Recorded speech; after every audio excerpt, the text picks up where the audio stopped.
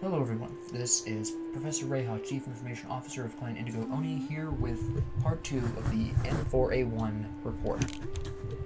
Now I'm going to be adjusting how these reports are performed, because my clan leader Indigo did point out that other members of the COD community, both on YouTube and primarily on TikTok, got right to the point with the builds that these particular players were really using, and they all specialize in Warzone, but there is of course always going to be a demand for multiplayer modes, since there will still be a fan base playing the multiplayer modes for Modern Warfare.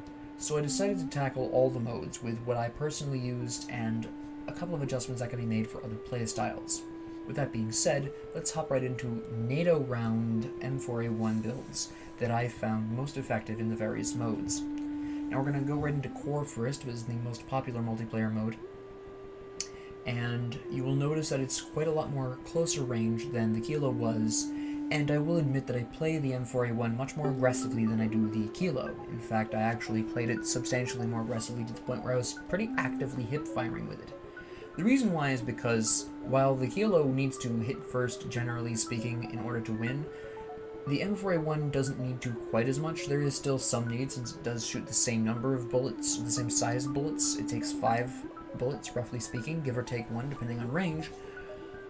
And ultimately what I found was striking first and striking aggressively with the M4A1 was really the ideal way to go. With that in mind, I did alter how I played, so for more defensive players I will be making a couple of adjustments to this build for you. Now I did initially test this out with the Predator barrel, but that wound up being just a hair too slow and not quite as effective at hip firing as the Commando barrel was. And the reason why this particular setup needs to be better at hip firing is because when you come up against an SMG, your bullets are bigger but they shoot faster, and they have generally higher default hip fire. In order to beat the average SMG, you need to boost your hip fire. The Commando barrel already does this to a small extent, but the M4A1 grip, especially with the recoil control that the gun needs regularly, really helps push this particular build right into that territory of being able to consistently beat SMGs, as long as they aren't specifically designed for close range hip firing. And most people don't build their SMGs this way, so it's a very rare encounter where you find somebody wielding a hip firing SMG, or an SMG specifically designed for that purpose. Now, I mentioned the recoil control of the M4A1 grip. This is really what tipped me over the edge of selecting the M4A1 grip as an attachment, because if you remember from the previous video where I was demonstrating the recoil patterns of the M4A1, it has a pretty decent vertical recoil. And of course we need to reduce that as much as possible, so the M4A1 grip became a necessity. Already I knew I needed hipfire to be able to counteract those really aggressive rush players with SMGs. There's not really much you can do about shotguns, but everyone knows that anyways. So the M4A1 grip, just with its recoil control and the hipfire, became indispensable to the build and how it's really designed to be played. The 60 round mags I eventually settled on after trying sleight of hand for several matches, for quite actually a number of matches, because sleight of hand, as fast as that reload was not fast enough to save my life whenever I cleaned out my mag and was swapping it, and then I would get killed by some other hostile coming around a corner or coming from behind me or some such.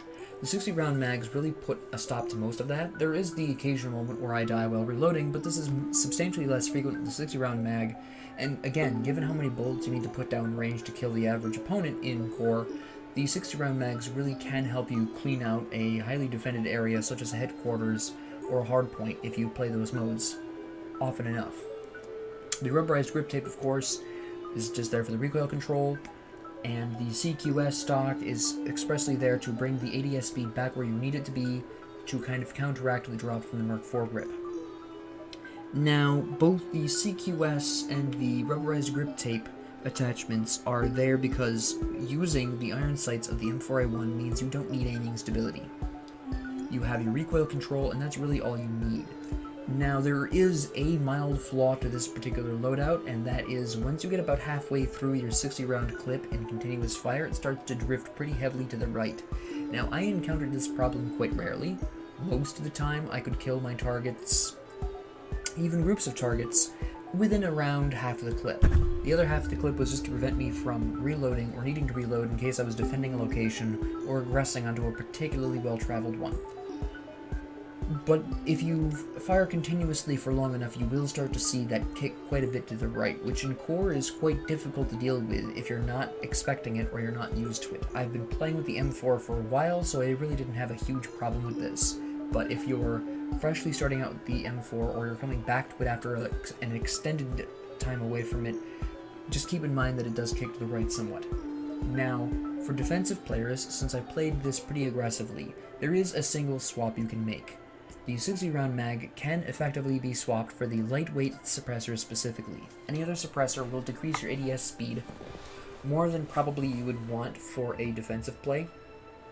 And unlike aggressive players who move around enough where giving away their position by firing is not that much of a concern, you're already somewhere else by the time people check that location, defensive players don't move that quickly and they move very slowly when they do. So they need a suppressor much more often than an aggressive player does. To that end, I would recommend the lightweight suppressor, although the tactical suppressor is equally as effective if you are willing to sacrifice that mild amount of ADS speed. And if you play way back and way safe, it might actually be wiser to take the tactical suppressor. Do not put the monolithic suppressor on this particular build though. That slows it down too much, beyond the point at which the 60-round mags would normally slow it down by.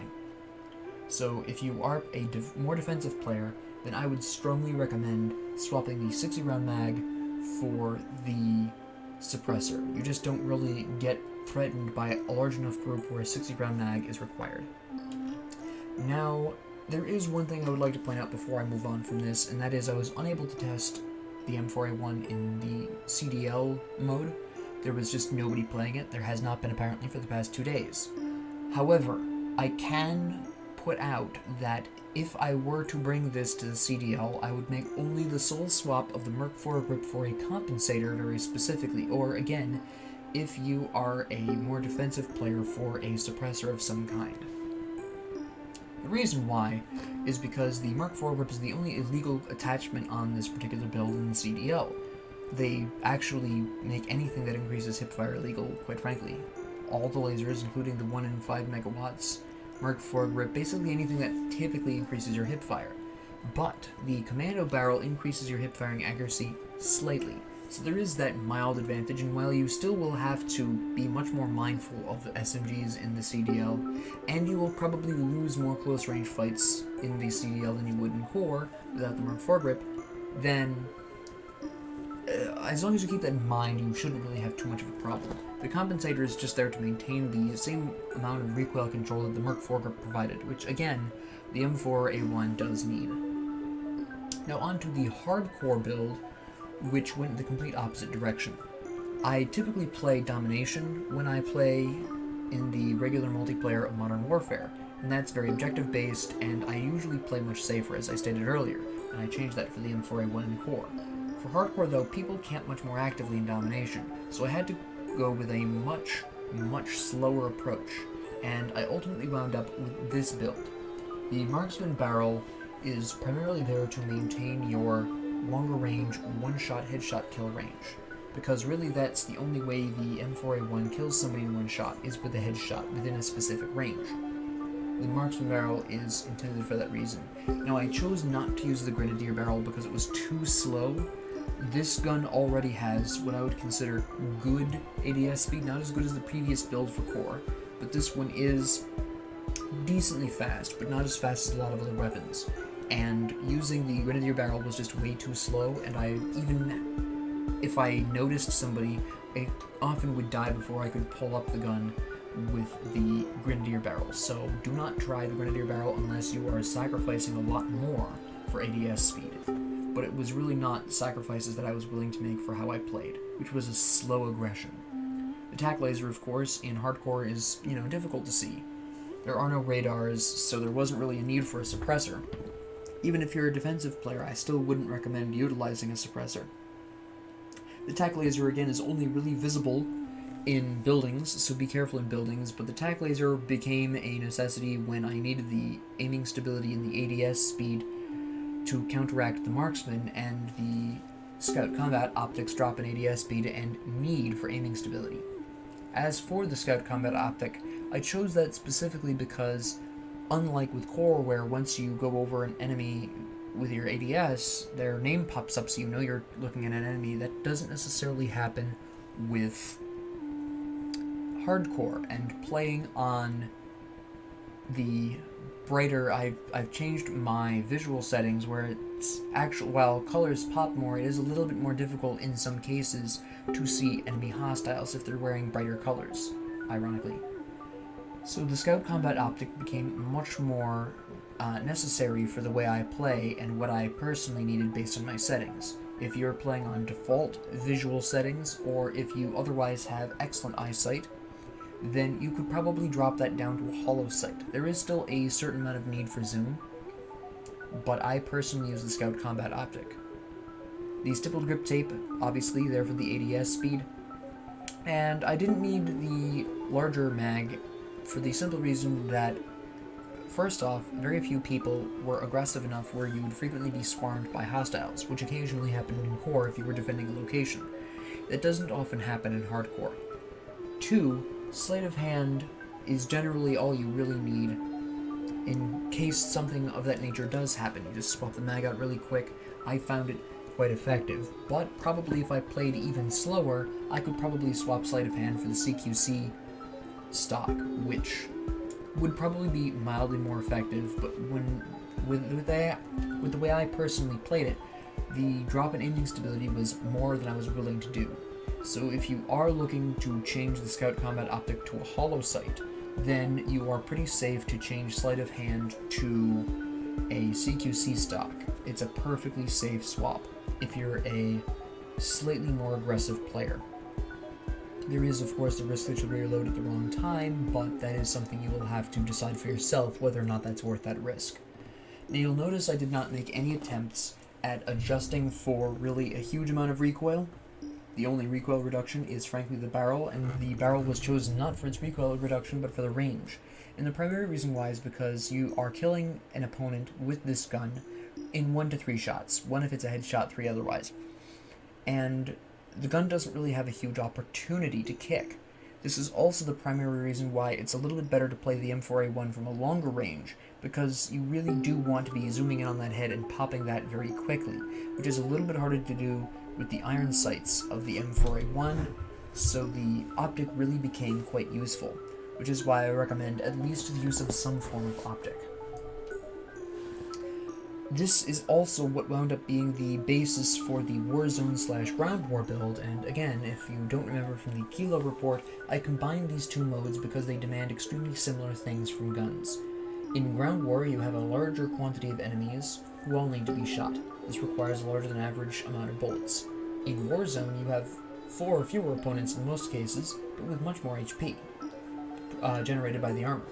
So you have the same need for a large amount of bullets to be accurately fired at longer than average ranges, since both the Ground War and Warzone maps are huge. But you don't necessarily need to be swapping quickly, you often don't have time. In Ground War, it's because somebody's probably already peering over your shoulder by the time you're done shooting one hostile, and in Warzone it's probably because you've been spotted or you're in the middle of an intense firefight, you've broken someone's armor, and you don't have the time to reload because by the time you're done reloading, they've put on more armor. It happens. So to that extent, the first change that I made from the hardcore build was swapping sleight of hand for the 60 round mag. Immediate necessity. Kept the marksman barrel. You really need that range, you really need that recoil control. I did swap the stippled grip tape for the Commando 4 grip, and the primary reason why is because in Ground War and Warzone there's so much going on and so much to pay attention to that a slightly lower ADS speed is not necessarily fatal there. You can actually often take the extra second to pull up your gun because the opponent probably isn't necessarily paying attention to you at the time. Like I said, there's a lot going on in both of these modes. So you can afford a small drop in ADS speed, and the Commando 4 grip is extremely important for this build because it really helps bring that rightwards kick into bear when you're going past your halfway point of the mag. And although this wasn't really a huge problem for core, where you often weren't necessarily taking the over half the mag to eliminate hostiles, in Ground War and Warzone, you are almost guaranteed to go past half a mag if you're in your average combat situation in either of these modes.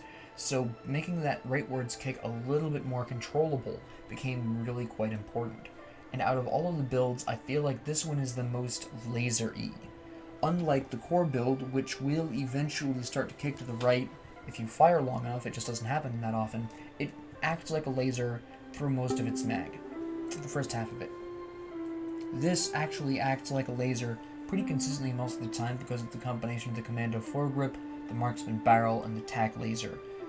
Again, the optic is there because it's ground war and Warzone. You're looking at targets from much longer distances. If you're feeling really ambitious or you're a really safe player, you could absolutely swap the Scout Combat Optic for the variable zoom scope, but keep in mind that when you go for the zoom, your gun is going to kick quite a decent bit because there's not enough aiming stability built into this particular setup to actually compensate for that level of zoom. The 2 aiming stability increases that are currently present in this particular build are enough for anywhere from 3 to 4 times tops. If you're at that point, anything less than 4 times is really a matter of your personal preference. Again, I use the Scout Combat Optic because it's what I like, but use whatever optic that's under 4 times, and you will find that this gun is extremely effective at medium to long ranges. Now, I did sacrifice the gun's ability to combat close-range fighters, but quite frankly, considering you do actually have quite a number of options for weaponry, you can either pick up a shotgun or an SMG that's better at the close range, or what I personally tend to do is utilize pistols for this, and eventually I will get to a weapon report with pistols where I will talk about which pistols you would want. But for now, choose your favorite pistol, or alternatively, like I said, pick up a different secondary gun. In Warzone, you really don't necessarily need to have a gun do everything, like you would necessarily in core or hardcore, where you don't have time to switch to another weapon often. You just need to keep shooting. Ground war, it's a fairly interesting question. I usually play amped either way, so my weapon swap is pretty fast under normal circumstances regardless. For core and hardcore, I typically use this to pull out launchers very quickly and eliminate UAVs and VTOLs, which plague core and hardcore quite often.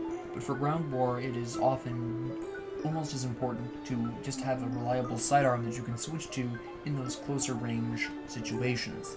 For example, you're invading some building, and this of course is good if the building is large, but if the building is small, then you're going to want to bust out, say, a Snake Shot 358, as an example. With that ultimately being said, these are the recommendations that I would make here. You'll notice for the Warzone and Ground War build that there isn't really a huge difference between aggressive or passive play with this particular setup. It frankly doesn't matter. It's designed to be able to be used for both. Again, aggressive players, even in Warzone and Ground War, are going to find themselves fighting longer than average battles, so they will basically, in this case, be using the same kind of setup that a more passive player would use. With that being said, I have now completed the portion of the M4A1 that deals with the NATO rounds and how I personally prefer to run this weapon with the NATO rounds. Now, I personally prefer to use the NATO rounds specifically in hardcore. I found to be quite enjoyable, although the aggressive play in core was definitely highly effective. In Warzone and Ground War, this particular setup worked roughly as well in conflicts as the Kilo, just without the spare ammunition that the Kilo had, nor did it have the basically non-existent recoil after 30 or so rounds, but it did have almost non-existent recoil anyways from the way it was constructed.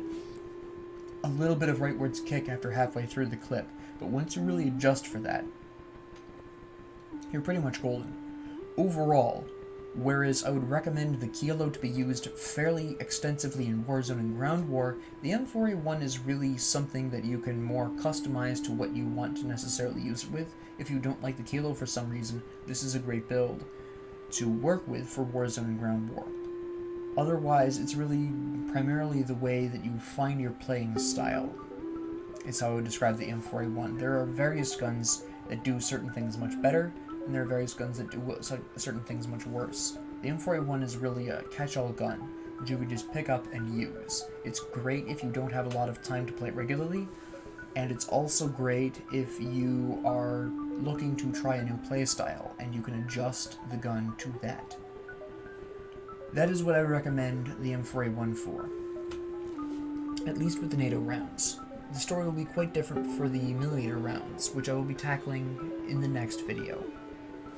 If you liked this video, please like and subscribe. If not, please ignore me, and I hope you all have a great 24 hours.